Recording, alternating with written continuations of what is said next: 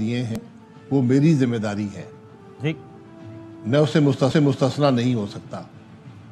तो अच्छा हुआ, बुरा हुआ, गलत हुआ, सही हुआ, मैं वज़ीर-ए-आज़म था, मेरी जिम्मेदारी है, मेरा इख्तियार था, मेरी जिम्मेदारी है। ठीक, मेरे वजीर ने कुछ किया है वो मेरी जिम्मेदारी है। ठीक, ये कलेक्टिव रिस्पॉन्सिबिलिटी होती है काबीना की, तो वो हमारी जिम्मेदारी है। सही।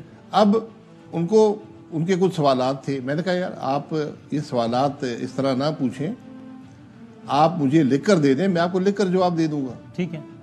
तो मैंने सबके उनको जवाब जो उन्होंने सवालात किए वो लिख कर दे दिए।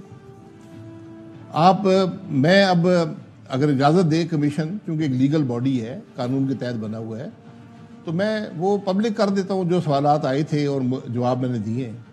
उन सवालात पे ये सवाल नहीं था कि वजीर आजम साहब उस वक्त के आपके ख्याल में फैज हमीद साहब इसके पीछे थे कि नहीं थे, या इदारा पीछे था या नहीं था? नहीं, मुझे याद अब नहीं है, सवाल मैं आपको चेक करके बता सकता हूँ। मेरा नहीं ख्याल ऐसा कोई सवाल था।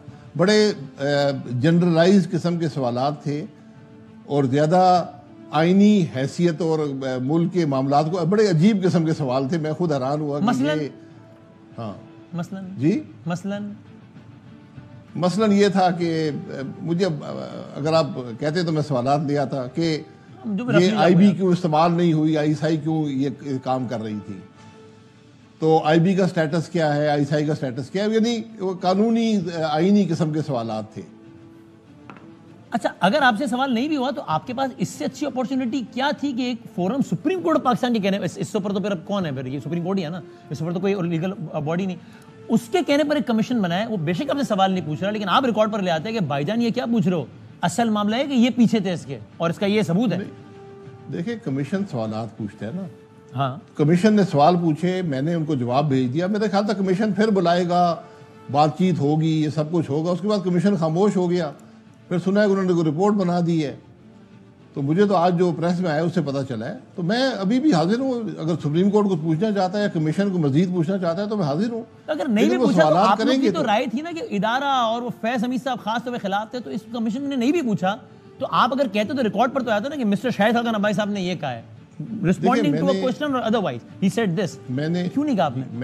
मैंने ये बात कभी नहीं कही है और ना ही मैं ये कहने के काबिल हूँ, क्योंकि एक जिम्मेदार पोजीशन पे था, एक आईनी पोजीशन थी और मैं कियास आराई नहीं कर सकता।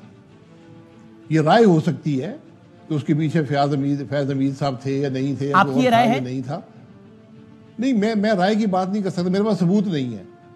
मेरे पास कोई ऐसा सबूत नहीं है कि ये जनरल बाजवा ने करवाया या ये जनरल फैज हमीद ने करवाया। तो क्या सराई में जब आप ऐसे ओहदों पर हो तो क्या सराई नहीं करनी चाहिए? एक मासूमाना सवाल, वैसे ठीक है आपकी, आपने निराय दी, वैसे ही मासूमाना सवाल। आपका सवाल मासूमाना तो नहीं होगा ना, आप पूछ लें वैसे। चलो, हो सकता है आपको ये सवाल भी कमीशन के सवालों की तरह बेतुका लगे, लेकिन मैं पूछ लेता हूँ, इसलिए मैंने मासूमाना का सहारा ले लिया। वैसे एक सवाल है, सोच रहा हूँ मैं कि आपके पास कोई सबूत नहीं है कि भाई खिलाफ थे। हालांकि अलग बात है कि एहसान इकबाल साहब और ख्वाजा आसिफ साहब कहते रहे, उनकी बात बाद में करता हूँ, लेकिन आपके पास सबूत नहीं है। लेकिन ये बताएं कि फिर आपके ख्याल में क्यों फैज साहब फाइज ईसा साहब के खिलाफ हो गए थे? जब फाइज ईसा साहब ने कहा कि उनके ख्याल में फैज साहब का किरदार था इस धरने में, उसके बाद फैज साहब उनके खिलाफ हो गए और बात यहां तक आ गई कि उनके खिलाफ रेफरेंस भेज दिया। ये तो ये कयास आ रहा ही नहीं है, उस वक्त के वज़ीर आज़म खुद कह रहे हैं, इमरान खान ने कहा कि हाँ जी फैज साहब ने कहा था कि फाइज साहब के खिलाफ करो। तो अगर उस धरने से कोई ताल्लुक ही नहीं था फैज हमीद साहब का, तो क्यों फाइज साहब ने उनको जिम्मेदार करार दिया और फिर फैज साहब ने बाकायदा उनके खिलाफ चौथे गियर में कार्रवाई शुरू कर दी? नहीं, देखें, जो आपने सवाल पूछे इसका जवाब भी आपने दे दिया कि अगर एक वज़ीर-ए-आज़म एक जनरल साहब के से कहने पर रेफरेंस फाइल कर रहा है तो गलती किसकी है? वज़ीर-ए-आज़म एक सुप्रीम कोर्ट के जज के खिलाफ रेफरेंस फाइल करना कोई आम बात तो नहीं होती ना। तो जिम्मेदारी तो फिर वज़ीर-ए-आज़म साहब की हुई। जिस तरह मैंने कहा ना कि जो कुछ उस दौर में हुआ वो मेरी जिम्मेदारी है, तो अगर खान साहब ने रेफरेंस भेजा तो जिम्मेदारी उनकी बनेगी। बिल्कुल हो गई। लेकिन आपके ख्याल में आप ये नहीं कह सकते मुझे फलाने आदमी ने कहा था। लेकिन आपके ख्याल में फैज साहब ने क्यों भेजा फाइज साहब के खिलाफ रेफरेंस? मुझे नहीं पता कि फैज साहब ने भेजा या नहीं भेजा। रेफरेंस तो प्राइम मिनिस्टर भेजता है, सदर साइन करता है उसके ऊपर। उन दो अफराद से पूछें कि और वो प्राइम मिनिस्टर कह रहा है कि जी मैंने फैज साहब के खिलाफ कहने में भेजा और मैंने गलत किया है, वो मान रहा है। फिर उनको प्राइम मिनिस्टर नहीं होना चाहिए था। अगर आप अपने एक मातहत के कहने पर रेफरेंस बनाकर भेज रहे हैं तो फिर आप तो वज़ीर-ए-आज़म ना हुए ना, ये तो मातहत ज़्यादा जिम्मेवार और ज़्यादा ताकतवर हुआ। और अगर आप वज़ीर आज़म हो और आपके एक मातहत आपके इल्म में लाए बगैर एक धरने पे दस्तखत कर दें तो फिर आपको वज़ीर आज़म नहीं, मेरे इल्म के लाने के बगैर नहीं हुआ। मेरे वजीर वहाँ मौजूद थे, उन्होंने साइन किया है। तो जब उन्होंने साइन कर दिया तो मेरी जिम्मेवारी बन गई, मैं जिम्मेवारी कबूल करता हूँ। आपके इल्म में था कि फैज हमीद साहब इसको दस्तखत करने जा रहे हैं? इल्म फैज हमीद साहब का मुझे नहीं पता, तो फिर मेरे वजीर वहाँ मौजूद थे, वो डील कर रहे थे, तो उनके सामने ही दस्तखत हुए। तो अगर उन्होंने ये कबूल किया है, ये दस्तखत किए हैं, तो मेरी जिम्मेवारी बन गई है, तो मैंने भी उसको अप्रूव किया है। अच्छा, और ये मैं मेरा कुछ इस हवाले से बयान, फिर मैं ज़रा आपसे सवाल करता हूँ। ये एहसन इकबाल साहब इस हवाले से कुछ, उन्होंने हमारे प्रोग्राम में एहसन इकबाल साहब ने ये कहा, ज़रा सुनिएगा खाना भाई। एक मुआहिदा हुआ था जो आप लोगों ने किया था, और इंटरेस्टिंगली आपने ही किया था, आपके दस्तखत थे उसमें फेडरल गवर्नमेंट की तरफ से, आप वफाकी वज़ीर दाखिला थे। आपके ख्याल में उस मुआहिदे की एक एक शिक्ल लफ्ज़ ठीक थी? हमने उस वक्त मुआहिदा किया था, उसके जो मखसूस हालात हैं वो भी आपके इल्म में हैं।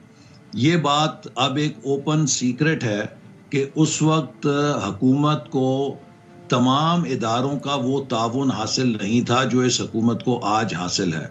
वो भी हमने मुआहिदा किया, वो तमाम इदारों की कंसल्टेशन के साथ किया। यही वजह है कि उसके बाद कोई हमारे सामने प्रॉब्लम नहीं रहा। और एहसन इकबाल साहब तो ये भी कह रहे हैं, पहले तो ये बता दें कि वो ये ठीक कह रहे हैं कि यदि आपको इदारों का वो ताउन हासिल नहीं था जो होना चाहिए इस मामले में? जी बिल्कुल, ये उनका तासुर है। यकीनन वो एक हुकूमत उस वक्त तोड़ी गई। उनका तो तासुर है, आपका तो तजुर्बा होगा ना, आप क्योंकि वज़ीर आज़म थे, तो आप बताएं ना कि था। आप तो तासुर की बात नहीं करेंगे, आप तो तजुर्बा बताएंगे कि हासिल था सपोर्ट या नहीं था। देखिए, तजर्बे से मैं यही बता सकता हूँ कि वो ताउन नहीं था जो होना चाहिए था। हमें तो पंजाब हुकूमत से ताउन हासिल नहीं था। पंजाब हुकूमत तो धरने के अफराद को लेकर छोड़कर गई थी फैजाबाद ब्रिज पर। और जब भी ये सारा मामला हुआ, जब इस्लामाबाद पुलिस ने कोर्ट ऑर्डर के तहत कार्रवाई की, तो पंजाब पुलिस का एक आदमी भी वहाँ पर नहीं आया। जो निसार साहब के घर पे हमला हुआ, वहाँ पर कोई पंजाब पुलिस नहीं आई। और उस वक्त पंजाब हुकूमत के सरबरा शहबाज शरीफ साहब को आपने कहा था कि सर यहाँ ना भेजें, इसको ना आने दें, वहीं रोकें। देखिए, उनकी जिम्मेदारी थी ना कि रोकते। पूरा पंजाब से चलता हुआ एक जुलूस आया है, पुलिस उनके साथ थी, वो आकर फैजाबाद छोड़ कर गए। तो आपने जब शहबाज शरीफ साहब को कहा होगा ना, वज़ीर आज़म शाहिद खाकान ने वज़ीर आला पंजाब शहबाज शरीफ को, कि सर ये पंजाब से निकल के यहाँ क्यों आ रहे हैं, तो उन्होंने क्या कहा आपको? जी मैंने उनसे नहीं पूछा, लेकिन हकीकत ये थी कि उस वक्त पंजाब हुकूमत खुद मफलूज हो चुकी थी मॉडल टाउन के वाक़े के बाद। वो कोई ऐसी मामला नहीं चाहते थे कि कोई और जान ज़ाया हो जाए तो उनके ऊपर और पर्चे दर्ज हो जाएं। ये सब कड़ियाँ आपस में जाके एक दिन जुड़ती हैं।